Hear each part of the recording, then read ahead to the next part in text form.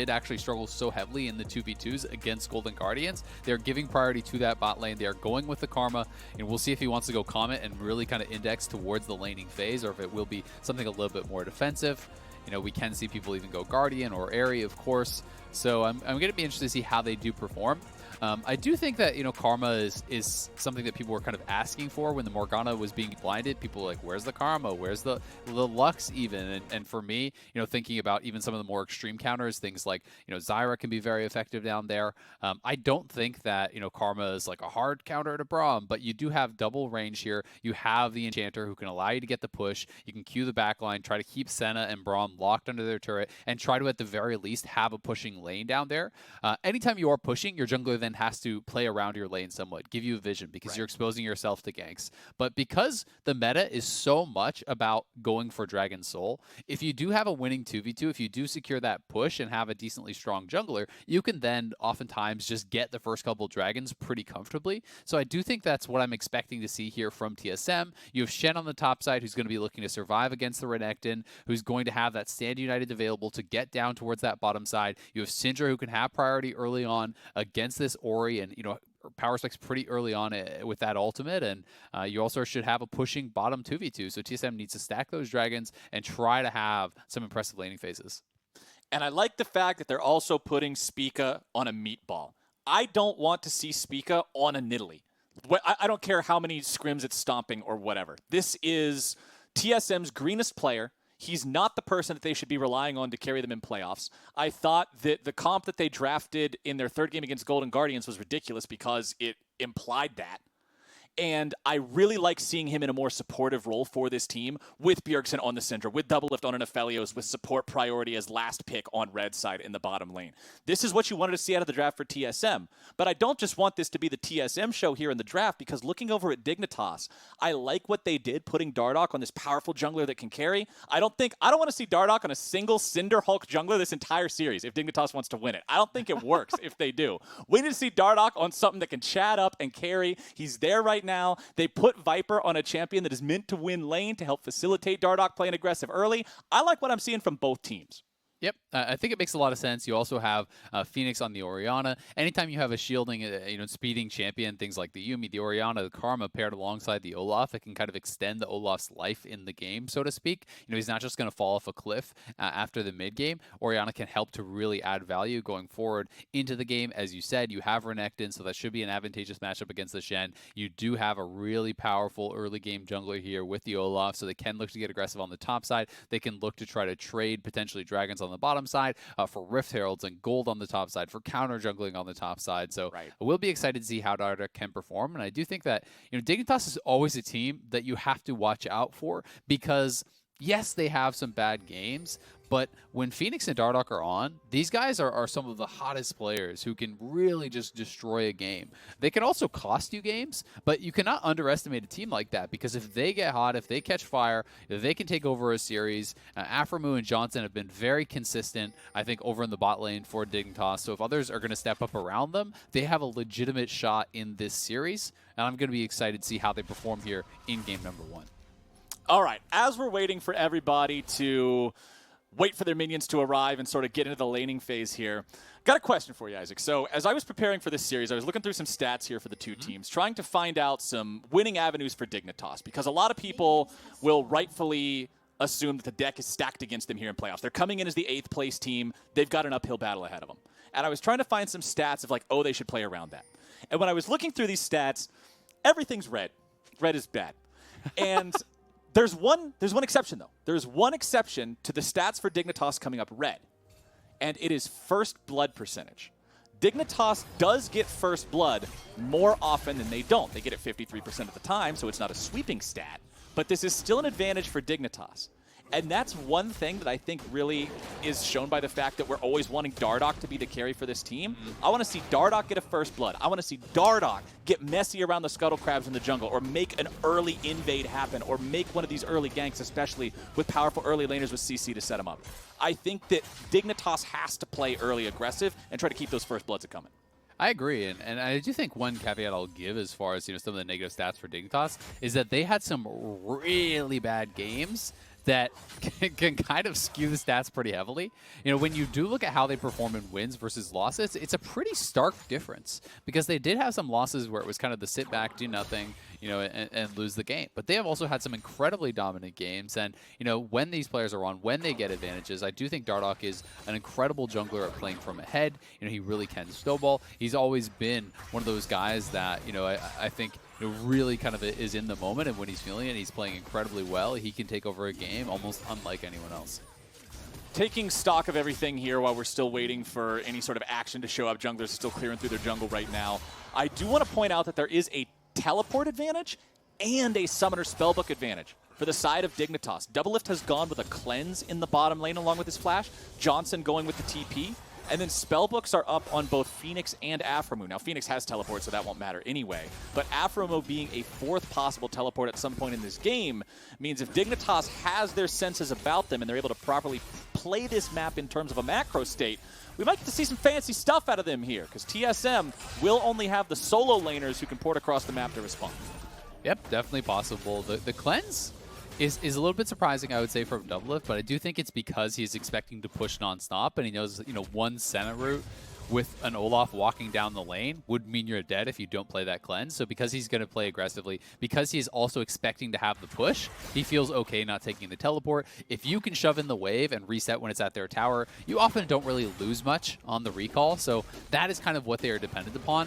But if you're going to play cleanse, if you're not going to play TP and you start losing the lane, if things start going bad, it can be pretty tragic. You know, this is not a lane that I think they're expecting to absolutely destroy. He is starting Cull, but you know, this is a lane that they can farm and push, and we do see that Dardoch is sneaking around behind here, and Broken Blade just taunted forward.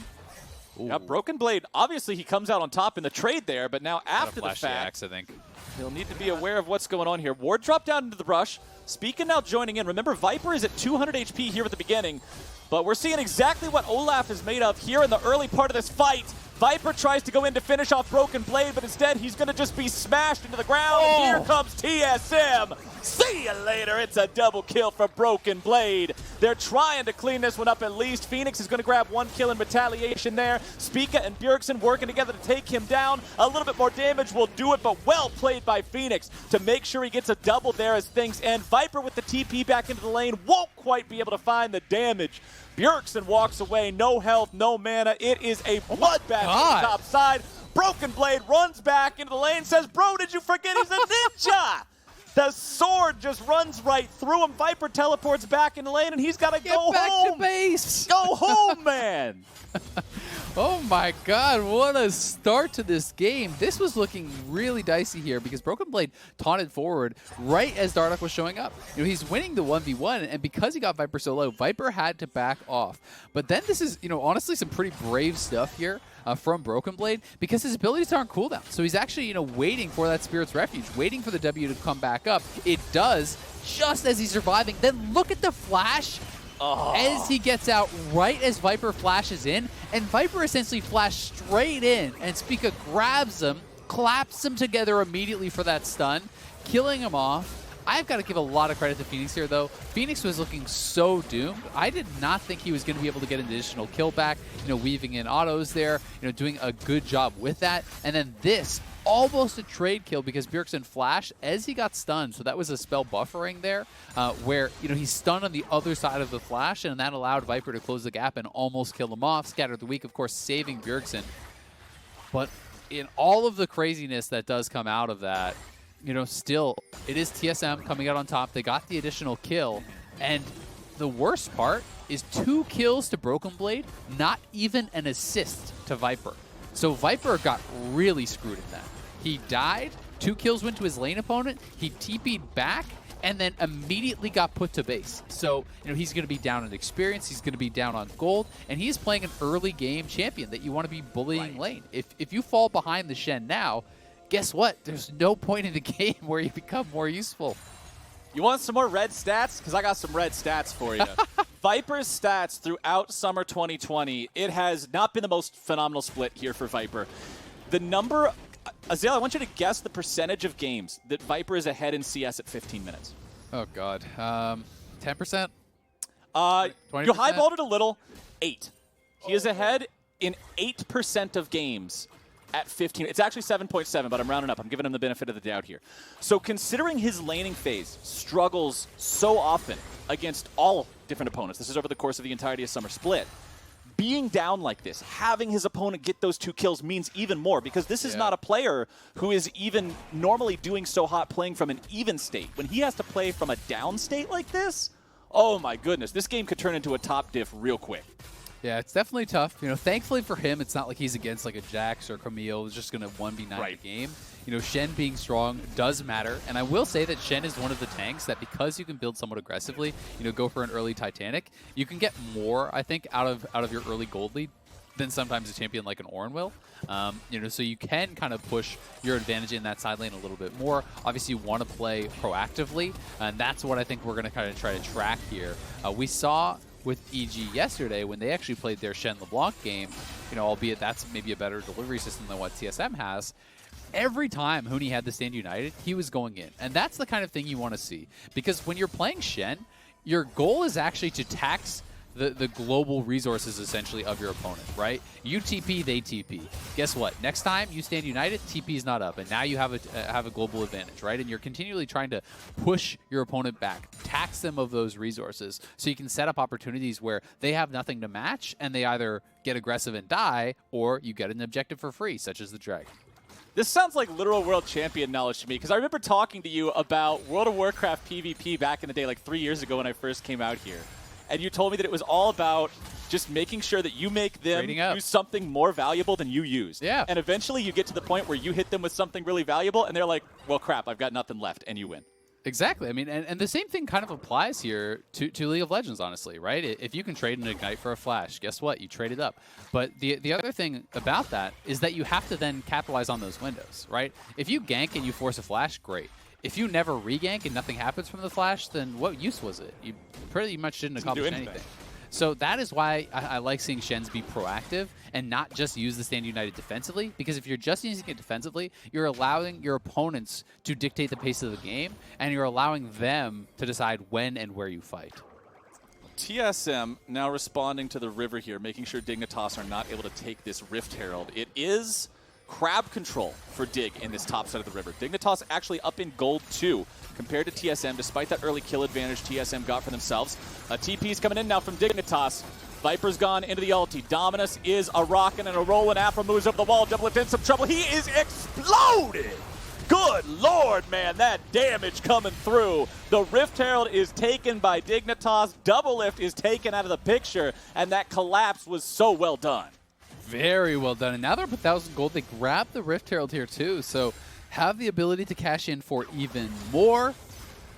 DoubleLift just got absolutely erased, and that's one of the things that is really nice about Senna, is being able to match those global plays. It was actually even Johnsun who got the killing blow from bot lane while farming down there, so it is pretty effective, and it does help to really swing things in your favor. If there are side lane plays that TSM is trying to look for, if they're trying to utilize that advantage that they have on Shen to go at the Renekton, you've always got to account for that extra damage that can come through from Senna, as well as the really big shield.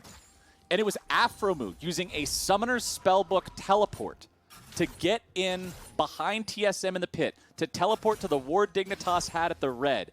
I'm so glad that I pointed out the spellbook thing. I feel like I do that every game, and half the time it doesn't even matter. But this game, Azael, this game, Aphromoo makes such good use of that Summoner Spellbook into a teleport early on here, and it ends up getting Dignitas some big wins. And now Aphromoo is up here in the top side. Johnsun has come up to join him. You can see he's got the Mana Moon already completed, working on that Black Cleaver as the next item in inventory.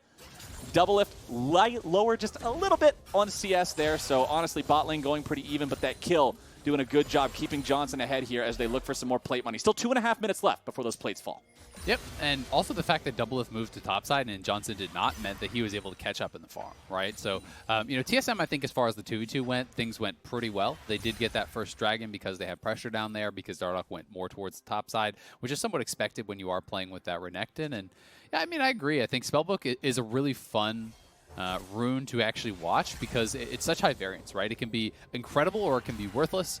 And this is 2 level 10s versus a level 8 here. Was that just a point-blank taunt? Looked like it. It looked like it. I think Broken Blade just shortchanged his taunt there, unfortunately for him. That would mean that the dive would get called off. Perhaps I misread that animation, but that did look like a taunt. And now it's Dignitas' turn, seeing that they were down on that bottom side, that Bjergsen is missing. They know there's multiple members down there. They're going to look actually 4v2 dive here. Bjergsen is basing. Baby. They do have double TP, but I don't know if you're going to be able to respond in time. Shelly's ready to go to tank this turret. Dive coming through. TP's going to show up. Can Dignitas actually go for this? Dardoch is underneath the turret, but now he's going to be... Oh, no, Dignitas. Everything goes wrong, and I mean everything. TSM coming around now for an even greater counterattack. Chilling smite down onto the croc. Flash away from Johnsun, but here comes Broken Blade trying to make sure he's got the backup for his ally. They're underneath the turret. They're cleaning everybody up. Johnsun staying alive. A little bit more damage coming out as Bjergsen wants to finish him off. Are you kidding? Johnsun is just sidestepping everything. He dies at the very end, but he avoids enough to take Bjerg with him. Damn, that was clean from Johnsun, though. He does go down, but what was that, 3 straight Qs? He sidestepped from Bjergsen? It was a lot. That was nuts. Dignitas, though, hard committed to that dive, and TSM go for the double TP. The turret isn't so low that it's just going to straight up die from the Herald, and DoubleLift had a very critical flash here. You have to flash a Shockwave. The Braum ultimate comes through. It was not perfectly layered with the Shockwave, so DoubleLift flashes back, gets behind the turret, does end up surviving, and Dignitas was expending their resources on him, even sidestepping the ultimate there from Johnsun to be able to survive. And then Spica getting aggressive here. Watch the Stand United cooldown up now. As he is mid-air, it comes up. So that allows them to go in here. In pops that Shen.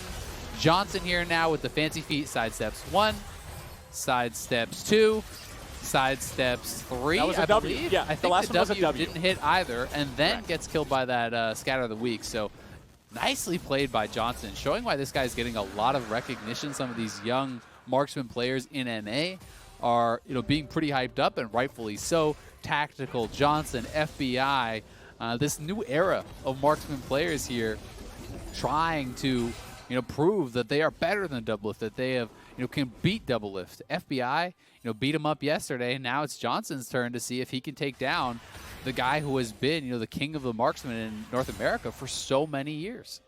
It's fun to see, man. I love seeing new talent rise up and really earn their place here. But going back to that play, although Johnsun played it well, the rest of Dignitas, there's some head scratching to be going on there. At the very beginning of the dive, it was actually turret aggro on Fenix that made him have to step away and not be able to follow it up cleanly. Yeah. The Shelly summoning was a little bit off. There was just quite a few things that weren't quite on the same page. I think they were all in the same chapter at least. They knew what the homework was. They just didn't do it. To me, it felt like there was a little bit of panic when they started seeing the teleports coming in and realizing, oh God, we got to go. And then maybe a little bit of miscommunication as far as who's going to start it off, when you're going for those tower dives. But Spica's here. This could be a 2v2. Oh, baby, 2v2 breaking out. Here comes the cavalry with that big old laser across the map. And once again, it's Johnsun from all the way over there in somewhere Wisconsin, shooting a laser across the country, grabbing the kill. Dignitas does end up getting themselves a 1-for-1. It's top laner for top laner, but the money is on the Senna. I feel like it's so rare that as the Senna, you actually get killing blows with the ultimate. It's almost always you just get the assists for shielding your teammates. DoubleLift has got to be like, come on, guys. Quit feeding Stop feeding him. Quit feeding my leader. He's farming down here in the bot lane. Doesn't go up for the Rift Herald, gets killing blow. Farming down 2v2 in the bot lane, gets killing blow. He's got a whole BF sword worth of kill money already. Like, half of this Black Cleaver is going to be paid for by his kills, and half of those kills are cross-the-map snipes. Look at his items. He is rich. He's got some turret plates. Man. He's got, two and a bit with the executioners on top of the Black Cleaver, so he's got the CDR. He has, I love it. Is stacking up that tier, and he's going to be looking pretty good. DoubleLift has good farm, though, so he is going to be working towards his Hurricane, almost guaranteed. 3 melee members over on Dignitas, no reason you wouldn't go for it. Absolutely. And we'll see how they can do, because right now, a lot of the gold's in the pocket of Johnsun, but you also have to look over at Bjergsen and realize this man is 5-1-2. He is playing as Syndra, I think historically his most feared champion really ever. This guy has been so good historically on Syndra. He has a 70% win rate on it, 70 games played as far as competitive goes. And that is the stuff of nightmares when he gets 5 early kills, because your Senna could get one shot if the braum isn't there to protect him. Yeah, when you think about win rates, remember that if you've got a 55% win rate on a champion in solo queue, keep playing that champion because you're going to climb with it. You're gonna gain elo. 70% in professional gameplay is nuts. Like, that's just absolutely incredible for the amount of games this guy has put on this champion. Spellbinder, now completed as well. So as he stacks up those stacks with the spammable spells in his kit, he'll be able to go for an even more powerful burst once the fight does break out. Rift Herald number 2 being picked up here by Dignitas. Looks like TSM isn't going to bother contesting this one. They're nowhere nearby, so Dig will pick that one up for free here. This game, Isaac, is still incredibly close, man. 500 gold. Separates the two squads just shy of 18 minutes here. We got the third Drake of the game coming up in about 75 seconds. And for Dignitas, this is starting to become an issue because this is Ocean Soul. That's going to be incredibly hard to deal with against a Shen and a Sett and a Aphelios, who we've already seen quite a few interesting interactions with how he can use the Scythe Pistol and face tank everything and kill you and live. So you got to stop the stack. Maybe they can let one more go. I don't know. I think it's too risky. I feel like if you just give up 3 for free, you're betting on never getting picked, never having a dragon stolen for the rest of the game because you got to be clean. Yeah, I mean it's just too unlikely. I feel like to really be able to count on that happening for the whole rest of the game. No mistakes essentially are allowed to be made. And Ocean Soul is so dangerous, especially with those frontliners. You know, with Sett and Shen. You know, when it's squishy champions, you can always be like, well, you can maybe burst them down before they get the healing. You're not going to one-shot a Shen. You're not going to one-shot a tank Sett, right? They're always going to get something out of that Ocean Soul, which is where it becomes incredibly difficult, where they can kind of bounce in and out of the fight and sometimes tank up a tremendous amount. But Dignitas is going to use this Rift Herald here to try to get themselves this dragon. They drop Rift. And then they use this to say, TSM, you must answer our Rift or you lose your tower. And while TSM are answering that, guess where Dignitas is? They are getting vision around the dragon. They now have positioning there. We'll see if they can get in, though. Spica is moving forward. Here we go. Bjergsen gets rooted, but Dignitas still only has 4 players here. Viper has TP to join the fight, but things could be so explosive that TP is not fast enough. Low. Spica loses half HP. Haymaker shield also spent here. Dignitas will keep TSM away. Viper's hanging out on the periphery of the fight, ready to join if need be. Has flash to really try to close the gap onto the back line. Yeah. But doesn't look like TSM's going to do this. Johnsun also has so much healing, right? You know, they're kind of trading poke back and forth, and Spica's getting lower and lower, and Johnson's just healing everyone through all the damage that TSM actually landed. So eventually TSM ends up in this point where Spica's sitting like 30-40% health, and that's pretty dangerous.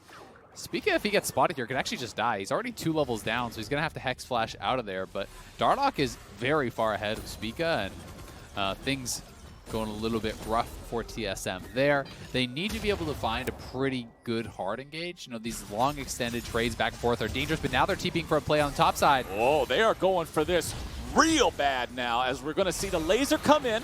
Oh, but the damage! Now you see him, now you don't, Flowers.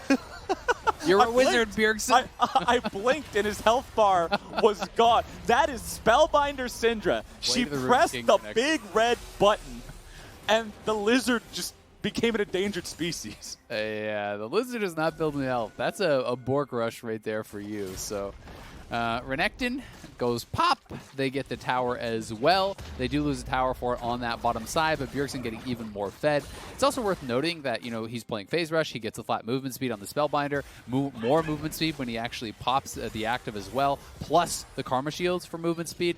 So these are all things that are going to make Dardoch's job a lot more difficult, because if you proc that Phase Rush and you get Karma Shielded, there's a good chance that Bjergsen could just straight up, you know, run away from Dardoch. He can't stay on top of him. So they're going to need some sort of crowd control to really be able to send him in there. But Broken Blade may catch Fenix. Oh, nicely done there. Fenix needed another half second on that back to actually go home. He's got to run.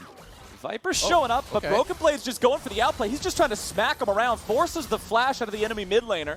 Viper will try to finish this one off here, but is he even strong enough to do it? No, he's not. Viper is too far behind the curve of the game, too far behind the power level of Broken Blade. Mid lane turret taken out by TSM. Dignitas having to send both solo laners to deal with that situation that Broken Blade started. Because, I mean, Fenix was stuck in it. Viper tried to help, it just didn't work out. Honestly, Broken Blade is doing a lot of work this game, Isaac. He is, and I've got to give him credit there for being able to outplay that. You know, he did trade summoners, and he gets out from that 1v2. Viper did not have his ultimate, but it also kind of looked to me like Viper was worried about where the rest of TSM was. I'm not sure if he realized that all 4 of them were mid lane, you know, that maybe thinking that Spica or someone is going to come in and actually back him up. But they may have caught Aphromoo here. He is tanking. Oh. He blocked the damage from the Scat of the Week, but the CC was still enough to put him in a bad spot. Stopwatch will keep him alive and allow him to disengage this Bjergsen with another Scat of the Week there. Dardoch pops the Ragnarok, but gets absolutely nothing for it. You can see he throws up the emote. He knows that that was not the best course of action there. Yeah, it's playing for the intimidation factor. It's like, yeah, you better run. Get out. I'm going to chase you. Oh, you can run faster? All right, then. All right. Don't come back. Go back to farm. Don't come back. All right, well, back to farming he goes. He has that 2-level advantage in the jungle still, but Broken Blade also has a 2-level advantage in the top lane, which is going to be pretty impactful. And it's also really hard for this Olaf to attack the Shen because he's actually built up a lot of armor. He doesn't really have any MR, so he is going to be more vulnerable to the Orianna. But you know, with the Sunfire plus the Tabbies, he is very tanky against both the Renekton as well as this Olaf. You also have to remember that a lot of the heavy lifting for frontline killing is going to be on Fenix, not just because of the armor, but because it's Senna. Senna is more about the upfront burst. It is not about the continued damage. So it's important that Fenix continues to have a good game. And is able to really put out the high amounts of DPS that Orianna can later on to be able to deal with those tanks. Triple black cleavers on the side of Dignitas means that at least when these meatballs go in, very shredded. They will be shredded. They will lose 30% of their armor shredded instantaneously. As soon as you go in, your armor is 70%. There's no way around that. But I don't know about the triple, though. It's not really helping each other out that much. Yeah, that's a fair point. That is indeed a very fair point here, as the next Drake will be spawning in under a minute. And TSM would like to put themselves at that soul point, make it so Dignitas has to answer every Drake thereafter. But right now it is Dignitas with control over the bottom side of the river. Viper goes in after Broken Blade. Dominus is used here. Dignitas are investing into this kill onto the TSM top laner, and those investments pay dividends. Viper gets the kill, but TSM says, you want a Drake? Take it. We're going after the real prize here. It's a 4-man Baron attempt coming out from TSM. Ward over the wall from Aphromoo, sees what's going on. Johnsun, Fenix, and Aphromoo have to try to stop this one, but Baron is taken down by TSM. Very well done. They stay cool, they make the call, they get the objective. Really well done here by TSM. Yeah, you lose Broken Blade, but I don't think Dignitas was expecting TSM to just be able to straight up rush it down at this point in the game. But Bjergsen, super strong. You have the shielding from Treatz, and DoubleLift was on the 2 items with the Chakram stacked up and just shredding through that Baron. They're also going to be able to grab this top lane tier 2. With that, DoubleLift is going to have a huge injection of gold. I mean, he's even sitting on a bounty because of the amount of farm he has, which always feels pretty bad when you're 0-1 you have a bounty. Yes, but still, he is going to be quickly approaching late game, and I'm excited to see, you know, how much gold he has on this base, because generally speaking, when you hit IE plus the PD and the Hurricane, you are well and truly online. That DPS becomes very, very terrifying, and then you can no longer just worry about Bjergsen. You're going to have to show some respect to this Aphelios, so we'll see what Dignitas can get done, because Broken Blade is going to continue having pressure in these side lanes, and if Dignitas cannot compete with him in the side lane, then it's going to be tough, because anytime you try to engage on the 4-man squad, Stand United will be there. Silver lining on the Dark Cloud, Broken Blade is the one player on TSM who did not get the Baron buff. So at least that split push pressure won't be what it otherwise could if he did get it. But TSM are pushing onto the tier 2 in bottom lane. Dig is not there to stop anything just yet. You can see everybody's hanging out, but they're pretty much just in the bleachers watching the enemy team just rush down the field. So I don't know what they're going to accomplish hanging out here. You know they're not going to engage on that. They don't have a ward in a good spot for Viper to try to TP and flank them. Yeah, I think their hope was that TSM went past the tier 2 and tried to actually go over towards the inhibitor tower, and then maybe if they got that far, then Viper can come from base and you can wrap it around behind and try to find some sort of a good flank. So maybe that was what they were looking for. They're saying, okay, we can't actually defend the tier 2 anyway, so let's try to set up a play for if TSM were to overextend. You can see DoubleLift did complete those 3 items. Johnson's still very strong, though. He does have the rapid fire for the extra long range here, maybe trying to get some autos in on Bjergsen or DoubleLift, as the rest of his team will be diving, and he wants to be able to follow up. But so much of what it's going to come down to, I feel, is can you land the Shockwave? Can Fenix get that ball onto Viper or Dardoch, have them lock down Bjergsen or DoubleLift, and actually deliver that critical ultimate? Because if they can still delete one of those carries. And when you are playing these, protect the carry style comps with only 2 threats, if one dies, that can mean the end of the fight. So TSM still have to play it very well, and we'll see if Dignitas can make it happen. I mean, hey, at the beginning of the game, you said it, right? When Fenix and Dardoch are on, these guys are on. But they have to really do a lot of lifting right now to be able to win this game for their squad. You saw how much damage Bjergsen just did to Dardoch there in the bottom lane. Took him down to about 1/4 HP. Dardoch not using the ulti to get away from that one, recognizing, no, he's not going to get 100-0 no matter how strong Bjergsen is. But Dignitas will continue trying to hold these lines. If they can manage to at least keep the base intact, not lose any tier 3 turrets, I think they'll be able to call that one a win. TSM completely disengaging for now. Baron is no longer available, and Dignitas survives the storm. They do, but the gold lead has extended quite a bit for TSM. They knocked down a number of turrets. It's definitely going to be death cap for Bjergsen, 100%. We'll see what other items do start coming through for them, because they, I think, are really going to want to start fighting these next dragon fights here. It's been 2 oceans in a row for Dignitas. TSM did get those first 2 dragons, but hasn't been able to continue stacking towards that soul. Obviously, the last one was a Baron for a dragon trade, essentially, so that's more than worth it. But we'll see exactly how strong they are. DoubleLift going towards what would be a death stance here with the Aegis. Can be very effective just picking up some of those flat resistances to deal with any sort of damage coming through. And you also have to remember that shielding becomes more effective the more resistance you have, because it is essentially just adding flat HP. And the higher your resistances are, the more each point of health is worth. So Karma becomes pretty valuable with that. Bjergsen did in fact finish the death cap, and likely working towards what would probably be a Void Staff next. And at that point, you really can threaten actually to 100-0 Dardoch probably, which is pretty frightening. And when you look at the MR itemization on everybody on the side of Dignitas, it's really not much. Death's Dance on Olaf, Aegis on Renekton, Mercury Treads on Fenix, nothing on the AD carry, and now we got some trouble breaking out. Shockwave going to force the flash away from Bjergsen, but the damage onto Dardoch.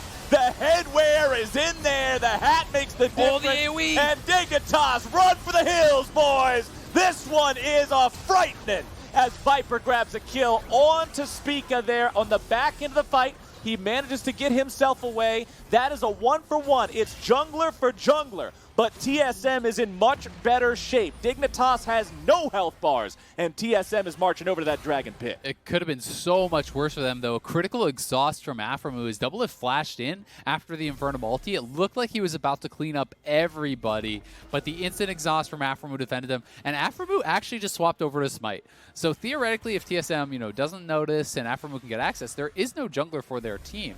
We'll see if they do want to wait for it, but they are starting this up. Remember, Aphromoo has Smite, TSM does not, because neither jungler is here, but he doesn't have Flash.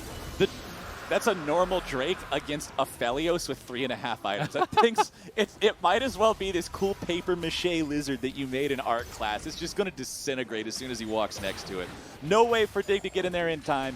TSM bring themselves to Soul Point, and Dig will have no choice but to contest 5 minutes from now. But, man, Dignitas realizing the damage that Bjergsen has. Hey, there you go. Isaac, the Void Staff is online. Any of the magic resistance they might have had, which, the hills. As I was saying, is very little. It's about plus 30 on everybody except Johnsun, except his is plus 0. It's a scary world out here, man. You're not that's gonna a lot of AP. He has 3 heavy AP items here, plus the Spellbound on the boots and the Void Staff. He's going to be monstrously strong. DoubleLift closing in on that 4th item. Dignitas is still strong, but again, it's hard for them to actually find these proper fights, because you need to have a Shockwave on the TSM backline. And the TSM frontline is strong enough that they are not, something to just be shrugged off. You're not just insta-killing Broken Blade and Spica. So they're having trouble actually getting the Orianna ball to the backline of DoubleLift and Bjergsen, and that is really what they have to do. We saw them try to go for that dive onto Bjergsen. They got a good route from Johnsun over onto him.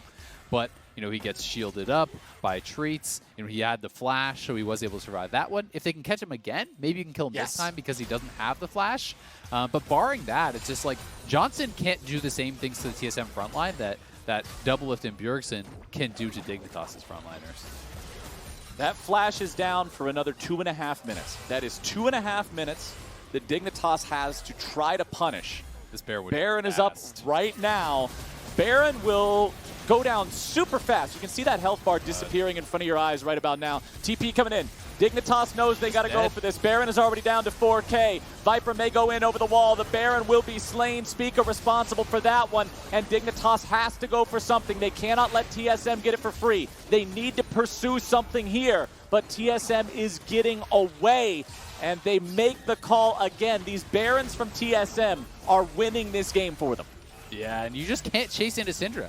I mean, if you funnel forward 3, 4, 5 members into a Scatter of the Week, your whole team will die off of that. They will turn and fight you. So TSM, make a good call, and they know their limits here pretty well as far as how quickly they can burn down the Baron. It looks like a risky call, but if Dignitas is mispositioned whatsoever because of the enormous amount of damage that TSM has, the Baron just evaporates, right? It's not even as though Dardoch has been able to get there in time in either situation to even have an attempt at that smite steal.